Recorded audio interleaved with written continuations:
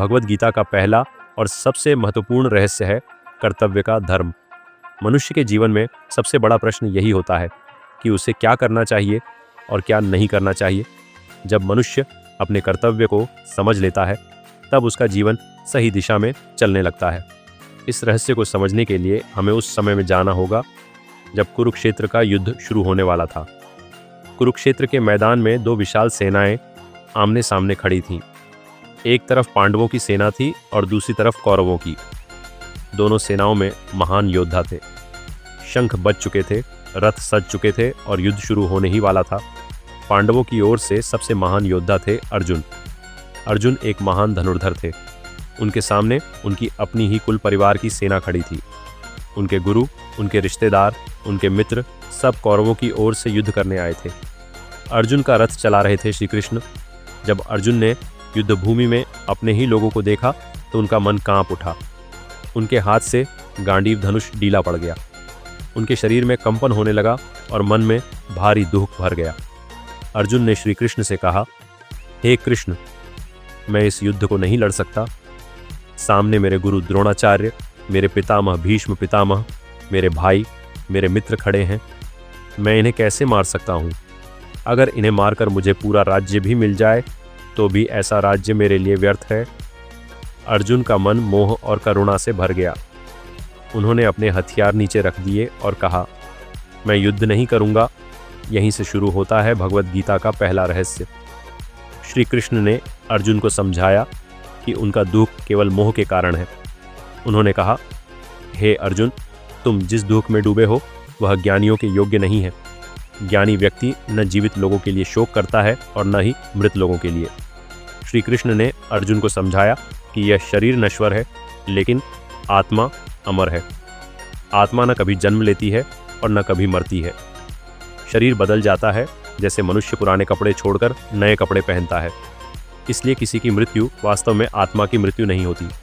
लेकिन यहाँ गीता का सबसे बड़ा रहस्य छिपा है। श्री कृष्ण ने कहा, हे अर्जुन, तुम्हारा धर्म एक क्षत्रिय का धर्म है।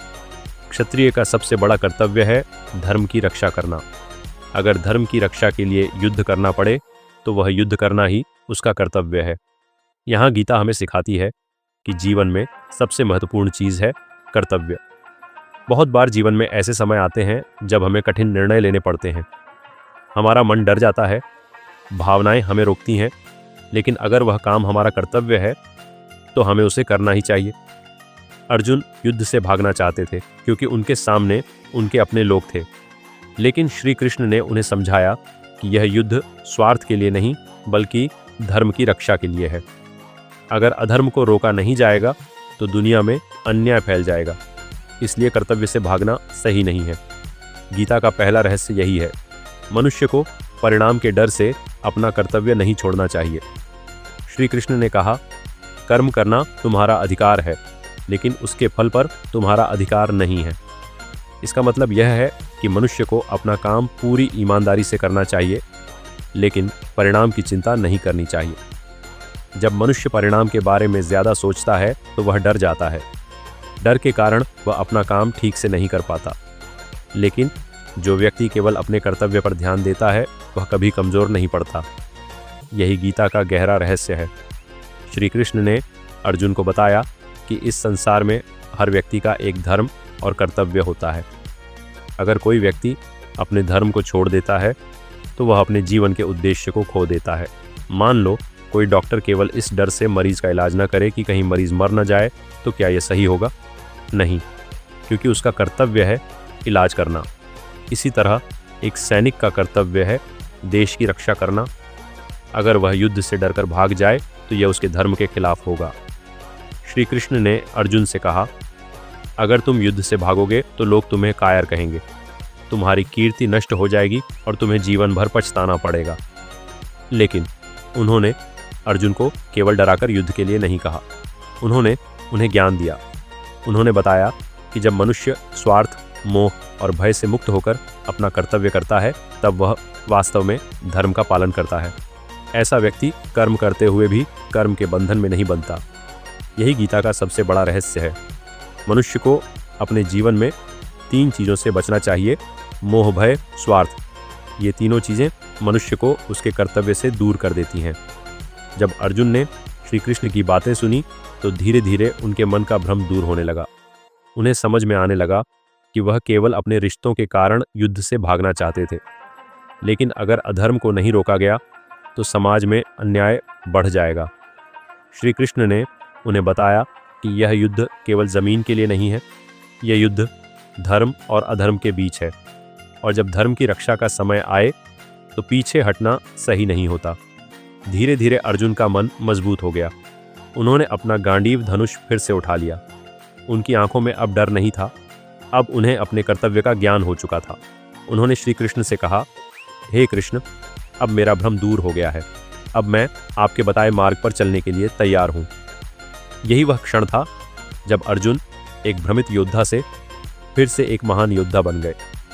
इस प्रकार गीता का पहला रहस्य हमें सिखाता है कि जीवन में सबसे महत्वपूर्ण चीज़ है कर्तव्य और धर्म।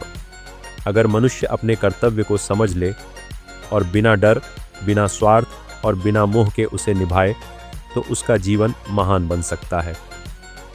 कुरुक्षेत्र के युद्ध में जब अर्जुन का मोह समाप्त होने लगा और उन्होंने फिर से अपना धनुष उठा लिया, तब श्री कृष्ण ने उन्हें जीवन का एक और गहरा रहस्य बताया। यह रहस्य है निष्काम कर्म का सिद्धांत। मनुष्य का जीवन कर्मों से बना है। हर व्यक्ति हर दिन कुछ न कुछ करता रहता है। कोई पढ़ाई करता है, कोई व्यापार करता है, कोई सेवा करता है, कोई युद्ध करता है। लेकिन समस्या तब शुरू होती है जब मनुष्य अपने कर्मों के फल के बारे में अधिक सोचने लगता है। फल की चिंता ही मनुष्य के दुख का सबसे बड़ा कारण है। श्री कृष्ण ने अर्जुन से कहा, हे अर्जुन, इस संसार में कोई भी व्यक्ति बिना कर्म किए नहीं रह सकता। हर व्यक्ति को किसी न किसी कर्म में लगना ही पड़ता है। इसका मतलब यह है कि कर्म करना मनुष्य के जीवन का स्वभाव है। लेकिन गीता हमें सिखाती है कि कर्म करते समय मनुष्य को फल की इच्छा से मुक्त होना चाहिए। यही है निष्काम कर्म। निष्काम कर्म का अर्थ है ऐसा कर्म करना जिसमें स्वार्थ या फल की लालसा न हो। जब मनुष्य किसी काम को केवल परिणाम के लिए करता है तो उसका मन हमेशा चिंता में रहता है। वह सोचता रहता है, अगर मैं हार गया तो क्या होगा, अगर मुझे सफलता नहीं मिली तो क्या होगा, अगर लोग मुझे सम्मान नहीं देंगे तो क्या होगा। यही चिंता मनुष्य को कमज़ोर बना देती है। लेकिन जो व्यक्ति केवल अपने कर्तव्य को ध्यान में रखकर काम करता है, उसका मन शांत रहता है। श्री कृष्ण ने अर्जुन से कहा, हे अर्जुन, तुम्हारा अधिकार केवल कर्म करने में है, उसके फल में कभी नहीं।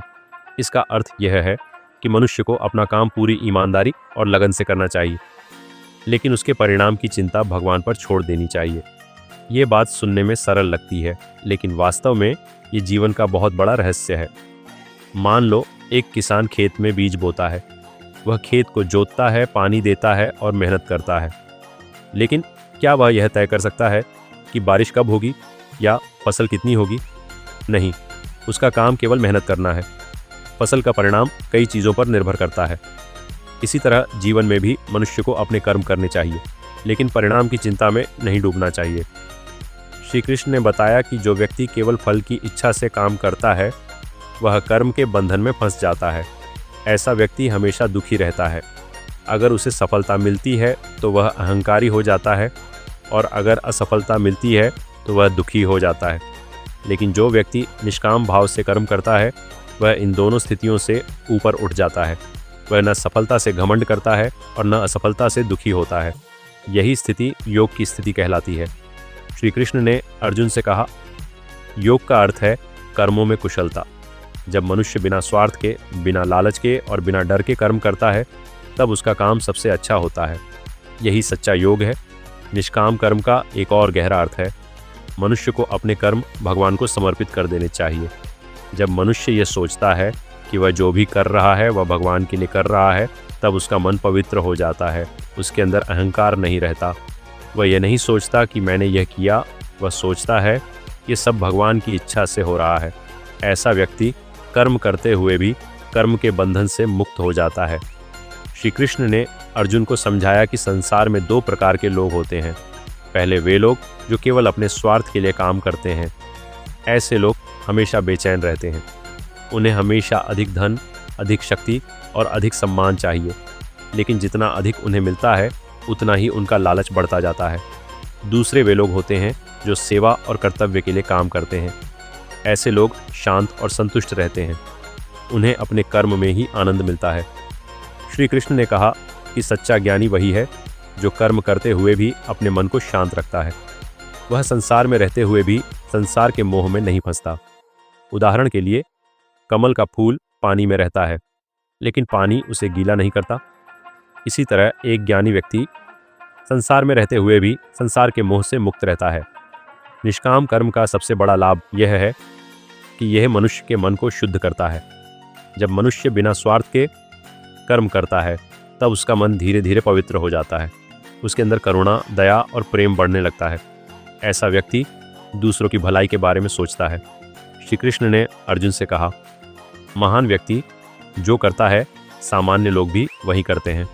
इसका मतलब यह है कि समाज महान लोगों के कर्मों को देखकर ही सीखता है। अगर महान लोग स्वार्थी बन जाए तो समाज भी स्वार्थी बन जाएगा, लेकिन अगर महान लोग निष्काम भाव से काम करेंगे तो समाज भी वैसा ही बनेगा। इसलिए श्री कृष्ण ने अर्जुन से कहा कि उन्हें युद्ध करना चाहिए, क्योंकि उनका कर्तव्य केवल उनका व्यक्तिगत कर्तव्य नहीं है, उनका कर्तव्य पूरे समाज के लिए उदाहरण बनना है। अगर अर्जुन युद्ध से भाग जाते तो लोग सोचते कि कठिन समय में कर्तव्य से भाग जाना सही है, लेकिन जब उन्होंने अपने कर्तव्य को स्वीकार किया तब उन्होंने दुनिया को यह सिखाया कि धर्म के लिए संघर्ष करना जरूरी है। निष्काम कर्म का अर्थ यह नहीं है कि मनुष्य काम करना छोड़ दे, बल्कि इसका अर्थ यह है कि मनुष्य और अधिक ईमानदारी से काम करे, लेकिन अपने स्वार्थ के लिए नहीं बल्कि धर्म और कर्तव्य के लिए। जब मनुष्य इस रहस्य को समझ लेता है तब उसका जीवन बदल जाता है। वह हर काम पूरे मन से करता है, लेकिन परिणाम को लेकर परेशान नहीं होता। उसका मन शांत रहता है। यही शांति ही सच्चा सुख है। जब अर्जुन ने श्री कृष्ण के इस रहस्य को समझा तब उन्हें यह महसूस हुआ कि जीवन केवल जीत और हार का नाम नहीं है। जीवन का असली अर्थ है धर्म के मार्ग पर चलते हुए निष्काम भाव से कर्म करना।